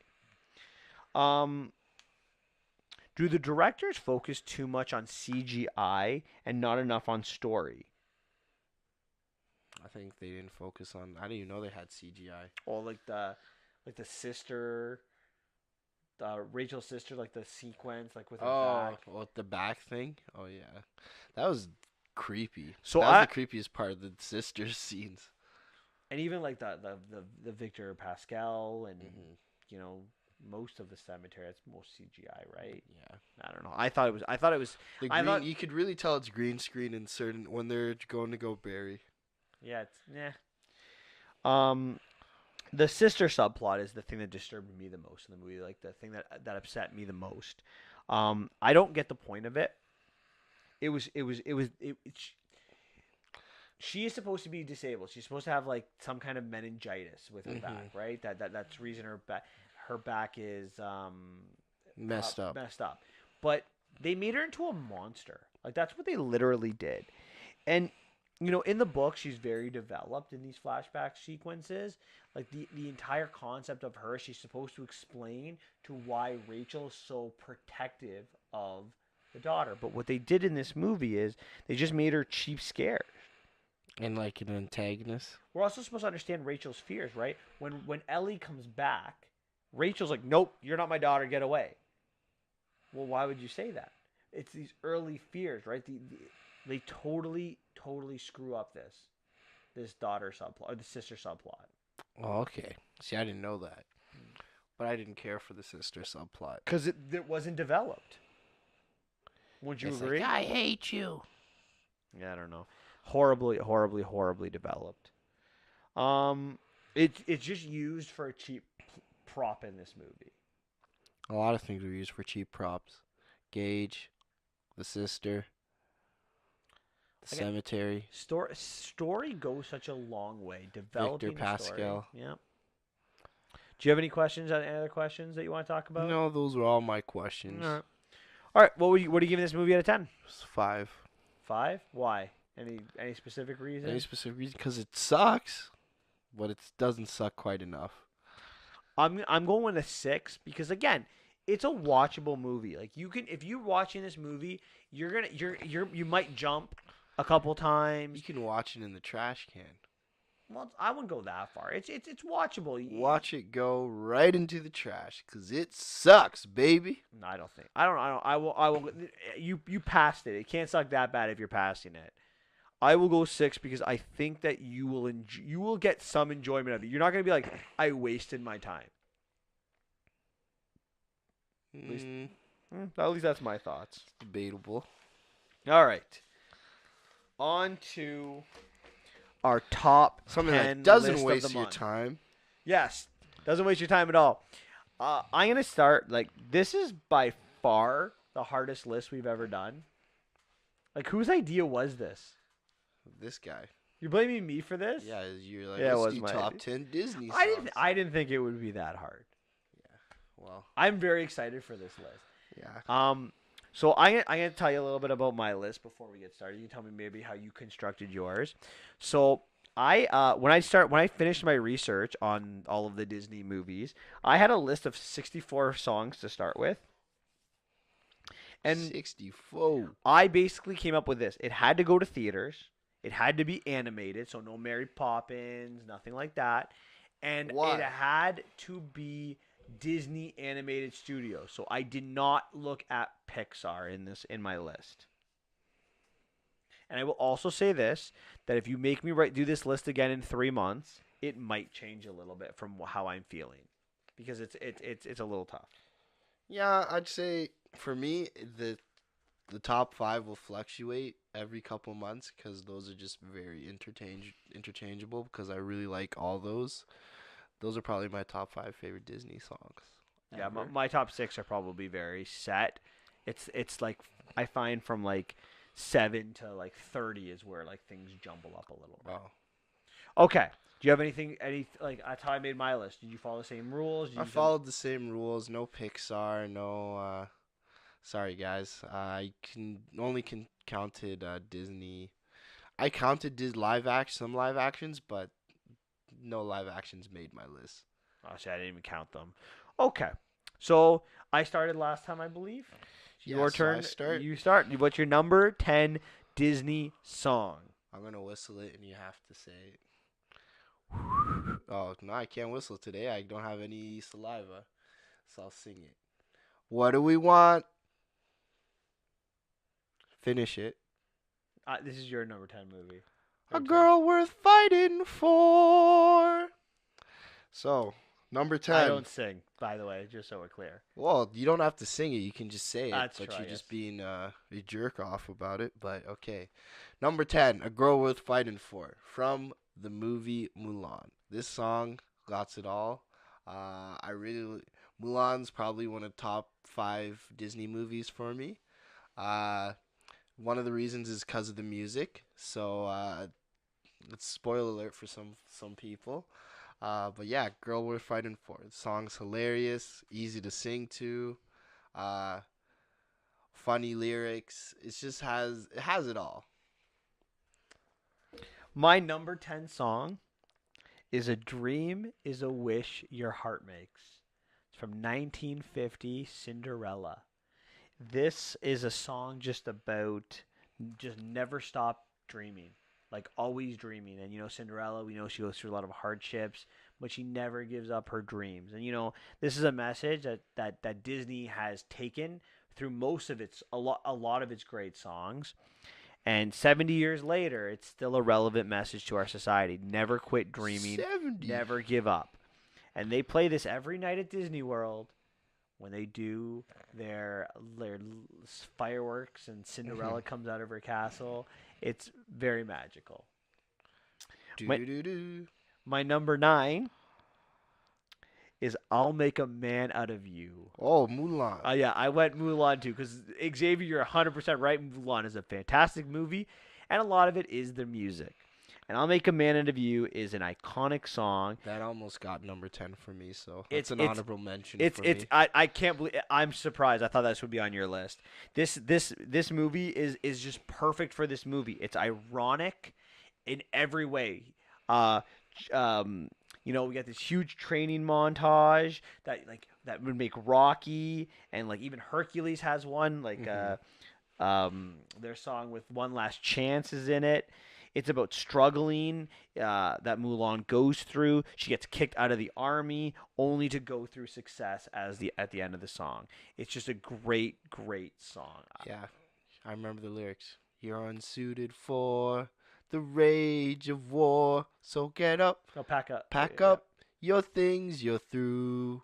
How could I make a man out of you? And it's purely ironic because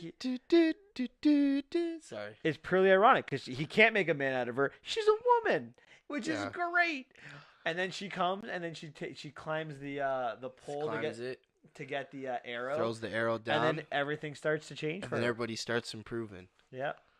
Success. It's beautiful. Amazing. Wonderful Amazing movie. song. Beautiful All right, song. What's your number 9? My number 9 is Make Way for... Come on, finish it. Prince Ali. There we go. Love this song. So Aladdin, another top 5 Disney movie for me ever. One of the main reasons is the music. I love Prince Ali. It's another song that's fun to sing along to. Robin Williams, God rest his soul. Amazing singing in this. I could not. It's the fact that you just see the talent of Robin Williams of just adding all of his impressions into the song as well as singing. It's just that man was extremely talented. And just one of the songs that just gets me very hyped up and I enjoy singing. We'll move on to number 7, 8. Number 8. Number 8 for me is Belle by Beauty and the Beast. So this song first, I'm not. How do I sing this? That girl is a very strange something. Oh my god, I can't sing this song. What? I used to know the song off by heart. What's wrong with me?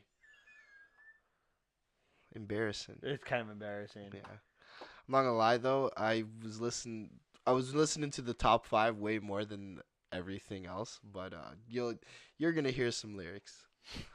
But yes, really love Belle. It's always was my favorite song in the entire movie. Sometimes when I was a kid, I just watched the first song and then, because back then we didn't have MP3 players, so I just watched the movies for the songs sometimes.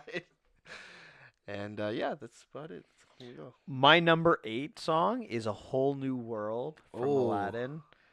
a Um, whole new world. Such it's iconic. I mean, do you know that this is like the only I think it's the only Disney song to ever win a Grammy for best song of like song of the year. I'm Yeah. pretty sure. It's just a Hmm. song about discovery. Jasmine, she realizes that Ali is really Aladdin, the boy she met from the Hmm. market. Aladdin's just showing Jasmine the world, right? Yeah, It's a he's great showing him love song. himself. It's the beginning of this romance between Ali and Jasmine, or eventually Aladdin Beautiful. and Jasmine. Just a beautiful I song, love that song. and it's iconic. Like Aladdin is my favorite Disney movie, and although I do like Prince Ali, it is my fourth favorite song from that movie. Well, all the songs are really good I in know Aladdin, it's hard to so. choose. Like pick your poison. My number 7 is "Tale as Old as Time," Oh song as wow, old as we rhyme, both got Beauty and the we Beast. both got Aladdin and Beauty on the Beast. I Yeah. mean, in different songs, but Literally, it's a love song that just sneaks up on people. I think, it's about bending in a relationship, communication. Don't be stubborn. Relationship. It's a song that describes how their relationship has changed. Beast learns to love. That's what it's kind of about. mhm, And then he decides right at the end of the song, right, to give up that love. Go save your father. Don't worry mhm. about it. You know, it's the Miss Angela Lansbury singing it. It's a magical song, and just the tale as old as time, right? That's what love Mhm. is. That's exactly what love is. Just love stories are like the OG of storytelling. What's your number 7? Oh, I just can't wait to be Oh, king. did save that one for me to finish, eh? Well, this is my favorite song out of Lion King. It's very hard. I know it's not Hakuna Matata, but I'm not basic. Ooh, shots fired. I Hakuna know. Matata would be my 5th favorite song from Aladdin. You mean Lion King? Lion King. Sorry. I got Aladdin on the brain. Yeah, Lion King, another top 5 song, but it's funny. It's my top 5 movie, but I like Lion King for other reasons. I love all the songs, but they're not top 10 songs. Only Just Can't Wait to Be King is top 10 for me. Uh, but honestly, what is it? It's just Simba being excited to be king.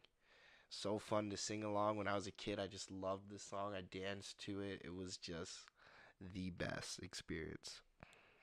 And number 5 is a song that it was funny because I never liked it that much until you told me Wait, about this number song. 5 or number 6? Number 6. My apologies. Number 6. I never listened to it. You got literally 10 years ago. No, probably 12 years ago. It started creeping up. It's "Go the Distance" by from Hercules. That song, oh man, this is the hype up. Just the when you hear the horns, do do do do do. I'm just like, oh, here we go. I'm hyped. It's just one of those songs that just makes you believe in yourself. It hypes you up to say that you can do anything. If you want to lift up that giant boulder, you can do it. As long as you listen to "Go the Distance." My number 6 song is "One Jump Ahead" from Aladdin. Oh, The opening, well, not the opening song, but the opening song to meet Aladdin, and it's just Arabian a Nights it's is the just opening song. yeah, it's just a great song for the introduction to his character.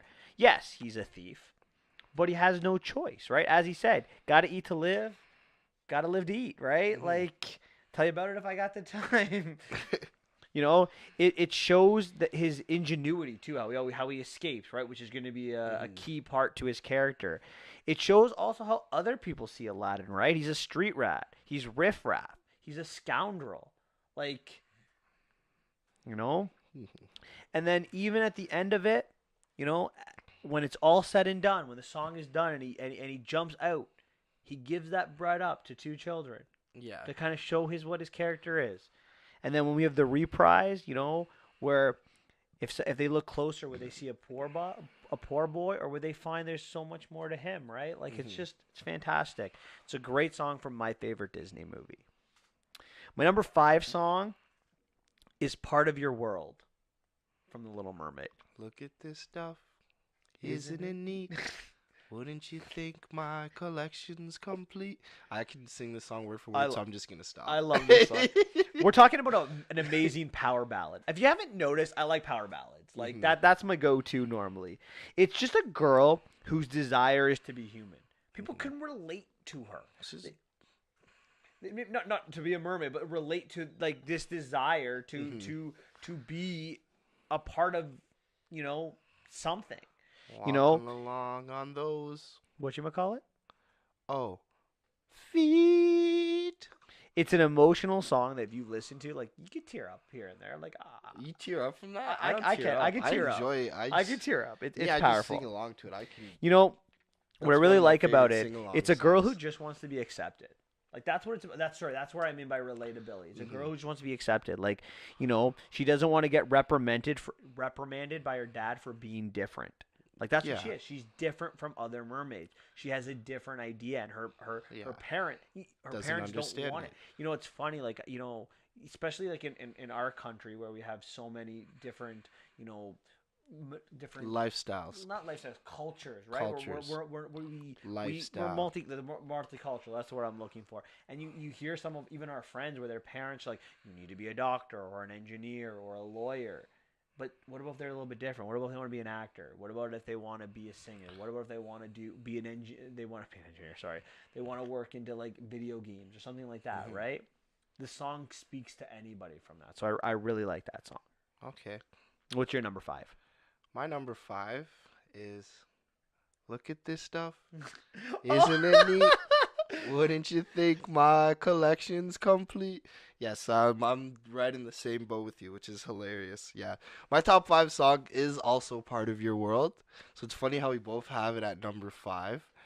Keep in mind, this is the part where they're not all my songs, they're like this much better. I like this much better than the Yeah, other it one. was so hard in the top when I got Yeah. to the top 5. Like you could change any of them. Yeah, so this song, I'll second everything Fooch says and go on to the next one, which is my number 4 is A Whole New World by Aladdin.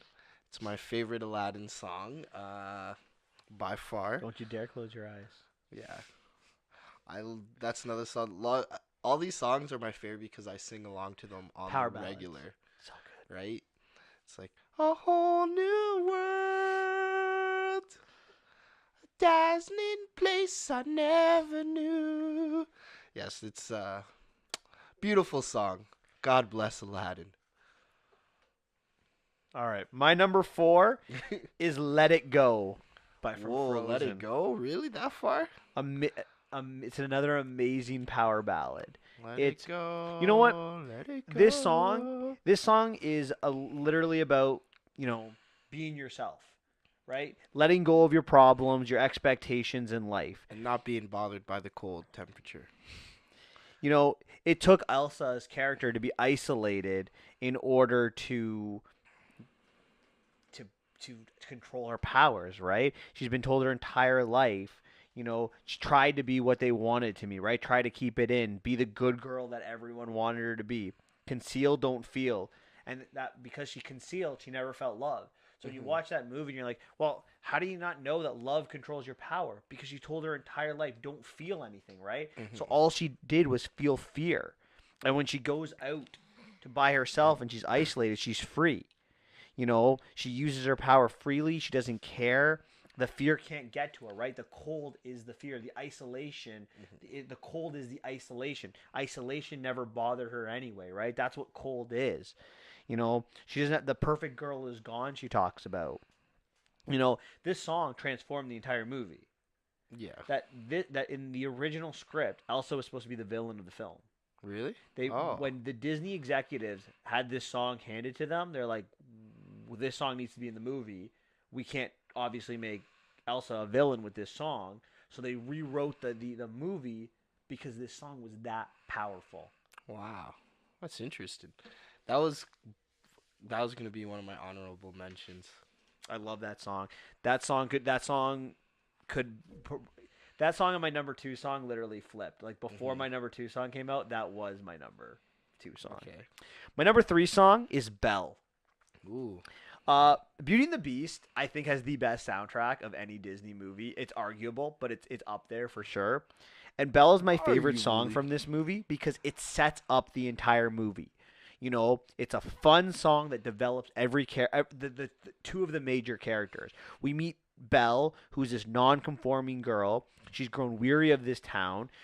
I love the part where she like gets this book, and she loves it because you meet a prince in disguise, It's my the Beast. favorite part. Because you'll see this is where she meets Prince Charming, but she won't discover that until chapter 3. Right.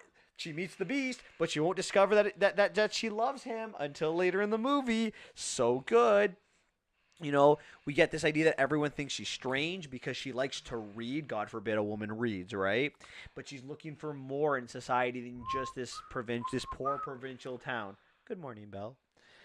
Gaston, we meet him too, right? He's this excellent hunter. No beast or no girl alive can Resist his him, charm. right? Again, who is the beast? Literally the beast Gaston. and Belle, and then we know she's shallow because he just wants Belle because of her looks. Mm-hmm. So, and we want to know that Gaston's going to spend this movie trying to marry Belle. So the entire movie's in this 5-minute song. Love it. That's amazing. What's your number three? My number 3 is How Far I'll Go. This is my latest one. This is from Disney's Moana. This song really made the movie for me. This was my number one song of 2016. And I mean, not number one song, number one movie of 2016.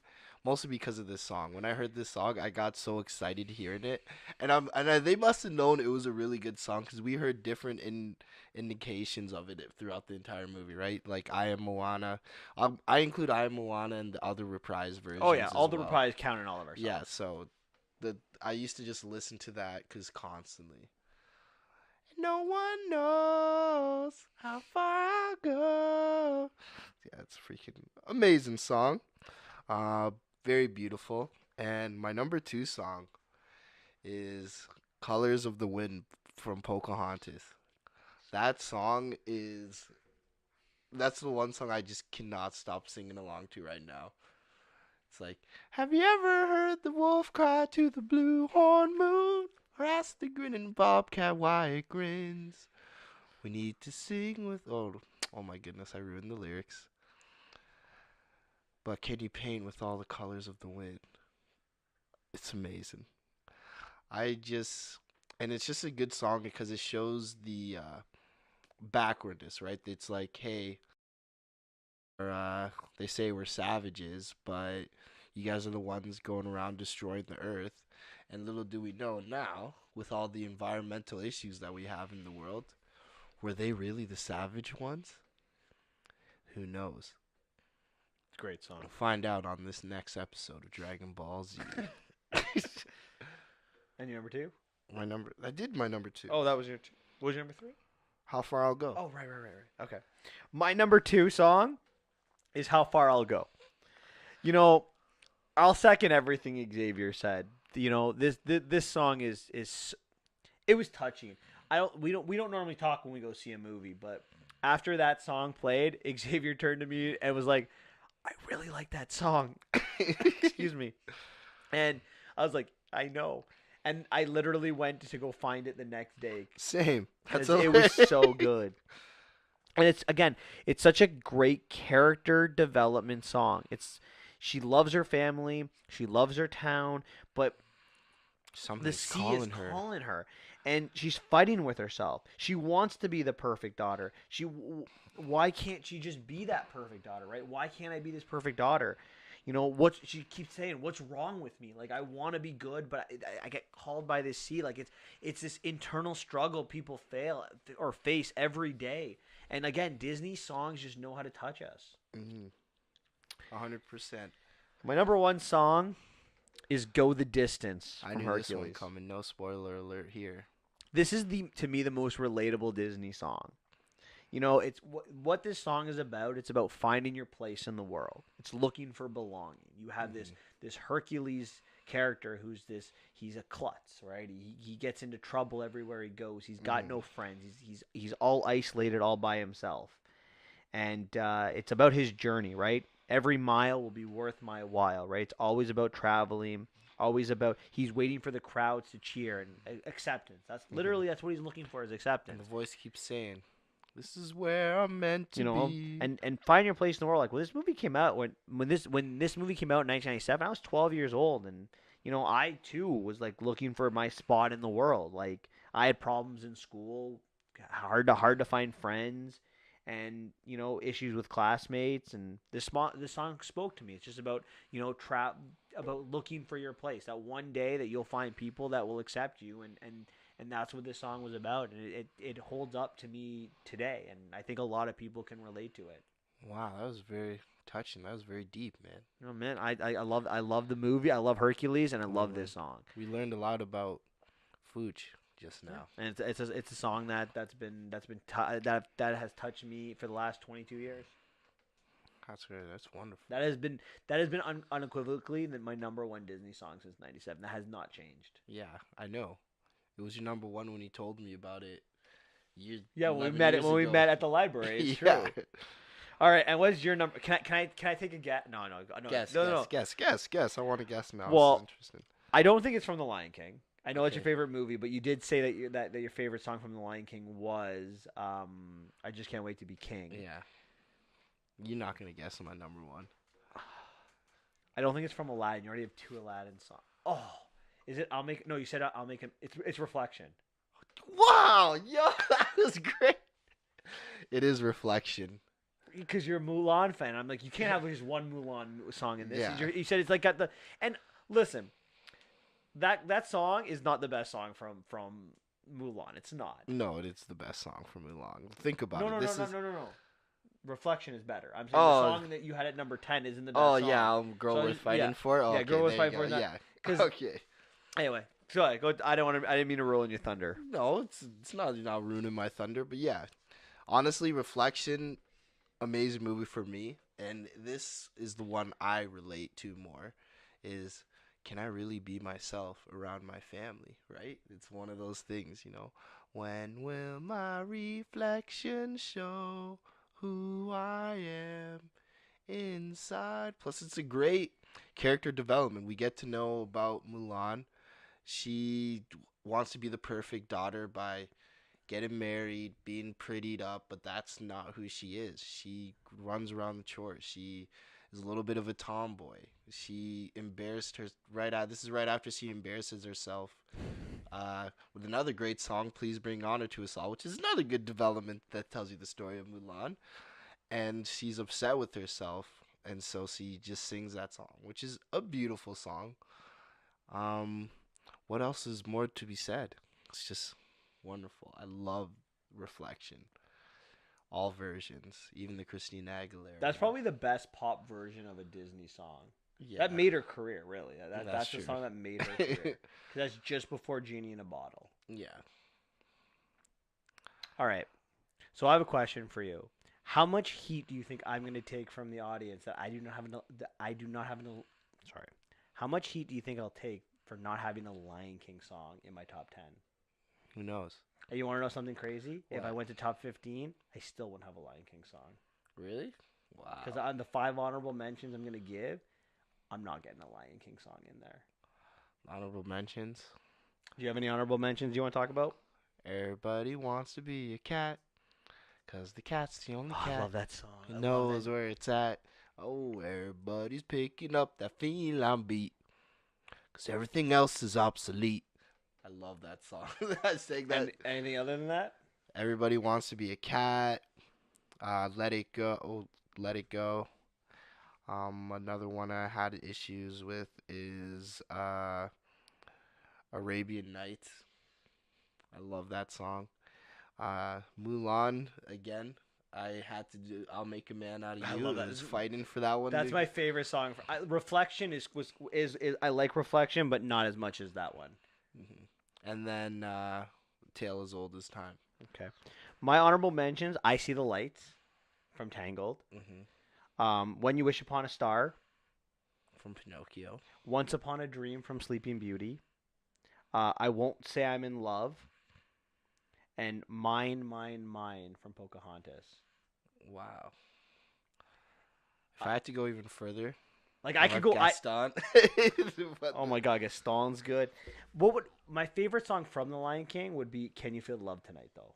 Henny, that's a great song. You know what? You know what I think the problem with The Lion King is? What? Lion King's got good music, but I had a hard time figuring out what I liked best from The Lion King. Like when I was trying to think of, like I couldn't even figure out what my favorite song was from it. That's interesting. Yeah, for me, I agree. I don't Lion King. I like the movie, the plot, but the music, it's good, but it's not the best. No, Like, it's very good. Like It's just the standard is like this. Like the standard is like up here. The standard's like at the CN Tower, and like the the Lion King is at the Empire State Building. okay, fair enough. I think that's it. Yeah, Or 'cause the World I'm Trade Center. not- Whatever the next. I'm not the building biggest is. fan of Pocahontas, but like its song is number 2. Like one of its songs is number 2. Oh my God, Mine. Don't get me wrong, I love Colors of the Wind, but Mine. It's 3 different people singing the song from 3 different perspectives, right? You have like the diggers who are mining. You have Governor Ratcliffe talking about how he's gonna take it all for me, like mine. Yeah. And then like John Smith is singing about like his own personal journey. Like it's so deep. It's great. Okay. All right. Well, let us know what you think and post your top 10 songs and criticize me for not having any Lion King songs and Xavier for whatever. Not having Hakuna Matata. But if I'm ranking Lion King songs, it'd probably be like "Can You Feel Love Tonight," "Be Prepared," "I Just Can't Wait to Be King," "Circle of Life," and then maybe Hakuna Matata. Yeah, but Hakuna Matata is the most quotable one. Like But No, but think of it like both of our lists have songs that develop story or character. Hakuna Matata doesn't do that. It's just it develops is a fun character. song. What does it develop? Develops Simba to not have a caring attitude. That's why he didn't want to be king. He didn't I want to go guess back that's to true. be king. That's true. I give you that. You It's fool! Yeah, but not as good as "Can You Feel Love Tonight." Can you feel that one doesn't develop character? What are you talking about? Just says he loves Nala. He's just playing their her. love story. Like the whole beginning of like when Timon's like, "I can see what's happening." Yeah. What? And they don't have a clue who. They'll fall in love, and here's the bottom line: our trio's down to 2, and then they fall in love, and then you even have like Simba talking and Nala talking in them about like he's holding back, he's hiding, but what I can't decide. Why won't he be the king I know he is? The king I see inside. Yeah, because he doesn't want to. That's I know. Like there's so much development with the dialogue. Oh, that's the song that won the Academy Award for that movie that year. I thought Aladdin. I thought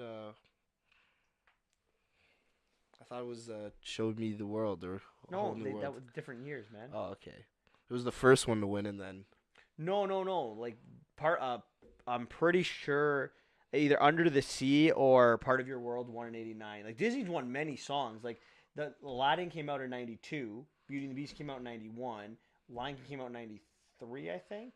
So '93, I'm pretty sure that "Can You Feel Love Tonight" won for that movie. oh wow, Elton John, my boy. I can't wait for that movie. I know, I'm psyched. All right, anything else for the week? No, yeah, we're gonna be doing Hellboy. Well, that's for next week. I meant for this week. Oh, well, I would jumped ahead. My bad. Go ahead. Tell the audience what's up for next week. We're gonna be talking about Hellboy, and we're gonna have a discussion. We're not gonna spoil on what it is, but it's gonna be Very deep. a deep one. That's gonna be, I think, pretty controversial. Yeah. I know we're gonna disagree. We might bring in a special guest to help us with some thoughts. Yes. I can't wait. All right. Well, guys, you have a great week, and we'll talk to you next week. Take care, guys.